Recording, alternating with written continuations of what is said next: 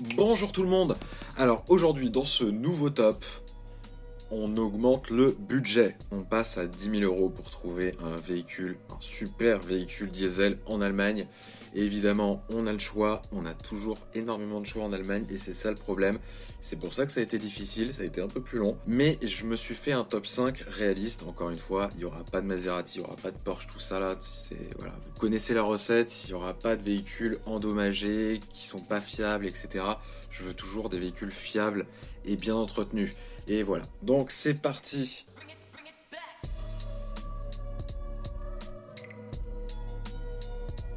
Top 5, la Mercedes-Benz classe C. La Mercedes classe C est le modèle le plus vendu de la gamme Mercedes, et ça depuis très longtemps, et d'ailleurs encore aujourd'hui.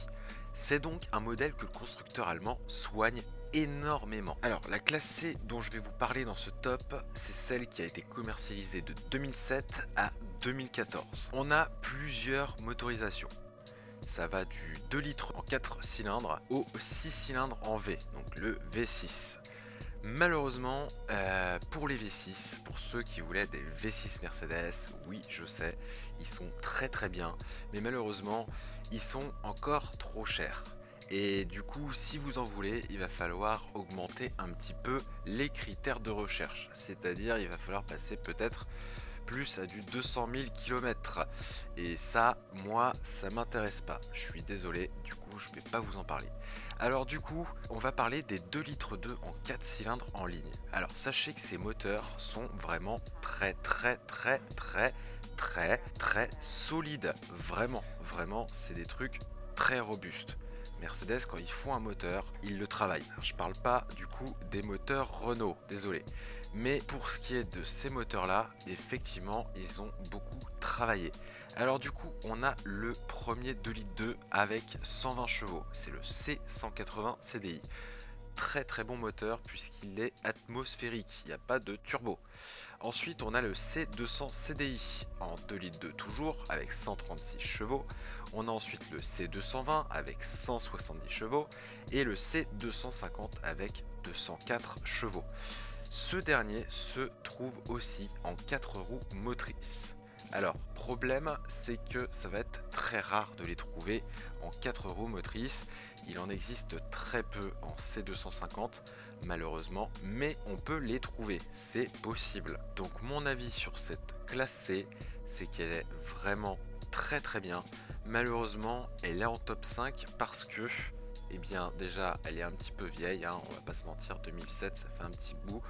Et en plus, au niveau entretien, c'est quand même très cher. On va pas se le cacher, ça reste une Mercedes. Numéro 4, la Skoda Octavia 3. Alors cette Skoda a été commercialisée de 2013 à 2020. Il y a eu deux phases, une qui commence de 2013 à 2017 et une deuxième dont je ne pourrai pas parler malheureusement puisqu'elle est trop récente encore, la phase 2 de 2017 à 2020. On a 4 motorisations différentes, 2 1,6 litre et 2 litres TDI. Alors le premier 1,6 litre fait 90 chevaux, le deuxième 116 chevaux, le premier 2 litres TDI fait 150 chevaux et le deuxième 184 chevaux, qu'on retrouve aussi par exemple dans une Golf GTD, ce qui est très intéressant. Mon avis sur cette Skoda Octavia. Alors premièrement, pourquoi elle prend la place numéro 4 de ce top et pourquoi elle devance la Mercedes classe C. Eh bien c'est très simple, déjà niveau rapport qualité-prix, c'est quand même beaucoup mieux, on va pas se le cacher, puisque niveau entretien, une Skoda ça coûte énormément moins cher qu'une Mercedes. Voilà pourquoi. Ensuite, on a des très bonnes motorisations et un très bon châssis. Encore une fois, ça reste du Volkswagen et sachez que Volkswagen fait quand même des très bons châssis et aussi de très bons moteurs. Et en plus, bien sûr, vous allez pouvoir trouver ce véhicule à partir de 2016. Après, au-delà de ça, ça va être difficile, mais des véhicules de 2016, donc des Skoda de 2016, ce sera vraiment possible. Et ce qui veut dire 2016 veut dire Android Car, Apple Car, et ça, je sais que ça joue beaucoup pour certains. Numéro 3, le BMW X1 E84. Alors, je vais vous parler de la version commercialisée entre 2009 et 2015, donc c'est-à-dire le premier X1. On a plusieurs motorisations diesel. Alors, il y a eu même beaucoup de modifications. On a le 16D, le 18D, le 20D, le 23D et le 25D. Alors je ne vous parlerai même pas du 16D parce que pour moi en fait ça ne correspond pas du tout à un 4x4 on va dire, même si on peut aussi le trouver en 2 roues motrices. Mais le 16D est pas assez puissant pour moi. En fait 116 chevaux pour un véhicule comme ça va être compliqué. Donc moi je vous le déconseille simplement, même s'il est quand même assez efficace et assez performant, je vous le déconseille. Je ne vais même pas vous le présenter.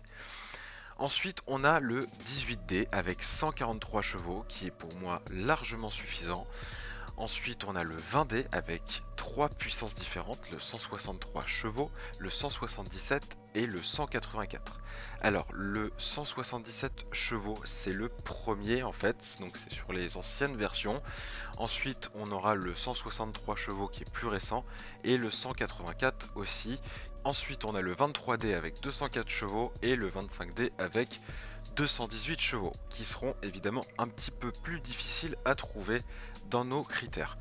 Mon petit conseil, ça va être plus le 18D avec 143 chevaux. Oui, il est pas très puissant, mais franchement, il est vraiment efficace, je vous assure. Mon avis sur ce X1. Alors, sachez que déjà, BMW en règle générale, moi je prends ça avec des pincettes parce que niveau fiabilité, j'ai toujours eu un petit peu de doute par rapport à BMW. Je sais, beaucoup de gens me diront non, c'est super bien BMW. Eh bien écoutez, moi j'ai pas eu la même chance. Enfin bref. Pourquoi ce X1 dans mon top 3? C'est très simple, en fait, c'est un châssis de série 3, donc la voiture phare de chez BMW.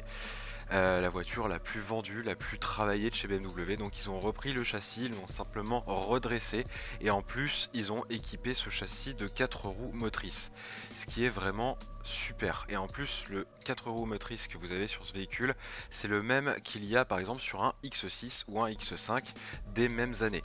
Donc c'est vraiment un véhicule efficace. De plus, vous allez pouvoir trouver franchement les deux phases à moins de 10 000 € dans nos critères, c'est-à-dire, et ça c'est vraiment intéressant. Donc on aura un véhicule plus ou moins récent, en plus c'est une BMW, et avec 4 roues motrices, un bon moteur, voilà pourquoi il est dans mon top 3. Numéro 2, l'Audi A4 B8. Alors cette Audi, elle a été commercialisée entre 2008 et 2015. On a 3 motorisations différentes. On a un premier 4 cylindres en 2 litres TDI de 120, 136, 143, 150 ou même 170 chevaux. Alors oui, il y a eu énormément de versions de ce 2 litres sur cette Audi A4. Tous sont plutôt corrects. J'aurais une petite préférence pour le 143 ou le 150, même le 170, mais même le 120 et le 136 chevaux sont aussi très corrects malgré leur faible puissance. Ensuite, on a un 6 cylindres, le 2,7 litres TDI avec 190 chevaux. Alors ça, c'est sûrement le plus fiable, le plus robuste dans les 3 moteurs dont je vais vous parler. C'est vraiment un moteur qui a fait ses preuves, il l'utilise depuis très longtemps Audi. Et du coup, c'est la dernière phase puisque après, pour l'Audi A4 qui suivra après l'année 2015, ils ne l'utiliseront plus. Ensuite, on a le V6 3 litres TDI de 240 chevaux. Alors celui-là, ce sera plus pour ceux qui veulent un peu plus de puissance. Et évidemment, il est aussi très robuste, malgré quelques petits soucis de volant moteur. Ça arrive, mais franchement, c'est très rare. Alors cette Audi A4, moi, c'est vraiment un coup de cœur, parce que j'adore cette voiture. Je pouvais pas la mettre numéro 1, puisque en réalité, c'est une Audi, ça reste assez cher d'entretien. Et en plus, on est sur une année qui est un petit peu, c'est pas vieux, mais ça reste quand même, voilà, entre 2008 et 2015. Par exemple, si vous voulez un V6, vous trouverez rarement un V6 en dessous des 10 000 € à partir de 2012. Ça va être en dessous 2012. Donc voilà, c'est petites nuances à connaître. Ensuite, voilà, c'est 4 roues motrices. Franchement, c'est vraiment un véhicule qui est vraiment qui tient la route, un super bon châssis, des super motorisations. J'ai rien à dire de négatif sur cette voiture. Voilà, ça c'était mon coup de cœur. Numéro 1 la Volkswagen Passat B8. Alors oui, je sais, il y en a qui vont vouloir me cracher dessus, peut-être même me casser la gueule, peut-être même mettre des dislikes. Et bah c'est pas grave, j'assume. Parce que moi je suis là pour vous faire un top réaliste. Et pourquoi ma Passat elle est top 1? Je vais justifier tout ça. Alors déjà, en fait, cette Passat, c'est le dernier modèle de Passat. Par exemple, l'Audi A4 qui était juste avant, vous ne trouverez pas le dernier modèle de Audi A4, c'est impossible. Pour Mercedes c'est pareil, pour le X1 c'est pareil, pour la Skoda c'est autre chose. Mais du coup cette Passat ça reste une super bonne voiture. On a 3 motorisations. Malheureusement dans nos critères de recherche on ne trouvera pas de 2 litres TDI à 150 chevaux ou 190 chevaux.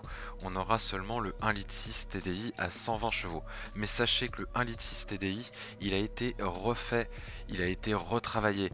Et là, il pousse jusqu'à 120 chevaux. Et 120 chevaux, c'est suffisant pour une voiture comme ça.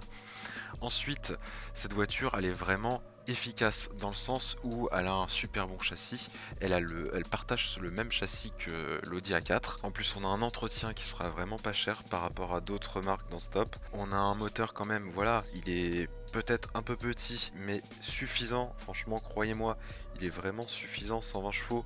C'est ce qu'il faut pour ce genre de véhicule, ça consomme très peu en plus. Et en plus voilà, vous avez un habitacle très récent, donc vous aurez le Apple Car, vous aurez le Android Car, etc. etc. Franchement, allez-y, c'est un conseil.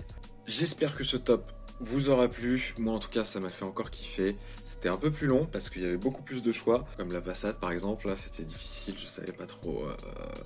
Je l'ai quand même mis numéro 1.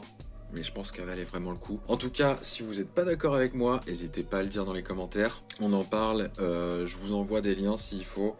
Et bien sûr, je vous remets toujours les liens des 2 sites que j'ai utilisés dans la description. Abonne-toi, mets des likes, à la prochaine. Bisous.